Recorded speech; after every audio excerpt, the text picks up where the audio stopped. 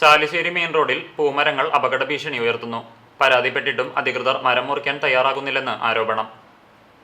പെരുമ്പിലാവ് നിലമ്പൂർ പാതയിൽ ചാലിശ്ശേരി മെയിൻ റോഡിലെ പട്ടാമ്പി ബസ് സ്റ്റോപ്പിന് മുൻവശത്ത് നിൽക്കുന്ന 3 പൂമരങ്ങളാണ് കാൽനടയാത്രക്കാർക്കും വാഹനയാത്രക്കാർക്കും ഭീഷണിയായി നിൽക്കുന്നത്.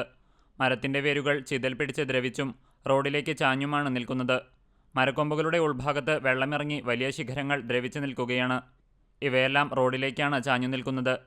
മഴ പെയ്താലും കാറ്റടിക്കുമ്പോഴും മറിഞ്ഞു വീഴാൻ സാധ്യതയേറെയാണ്. പട്ടാമ്പി ബസ് കാത്തിരിപ്പ് കേന്ദ്രത്തിൽ ബസ് കാത്തുനിൽക്കുന്നവർ, ഓട്ടോ ടാക്സി ചുമട്ടുതൊഴിലാളികൾ, വ്യാപാര സ്ഥാപനങ്ങൾ, വൈദ്യുതി ലൈനുകൾ എന്നിവയ്ക്ക് മരം ഭീഷണിയാണ്. അധികാരികൾക്ക് പരാതി നൽകിയിട്ടുണ്ടെങ്കിലും നടപടികൾ ഉണ്ടായിട്ടില്ലെന്നും അധികൃതർ നടപടി സ്വീകരിക്കണമെന്നും നാട്ടുകാർ ആവശ്യപ്പെട്ടു.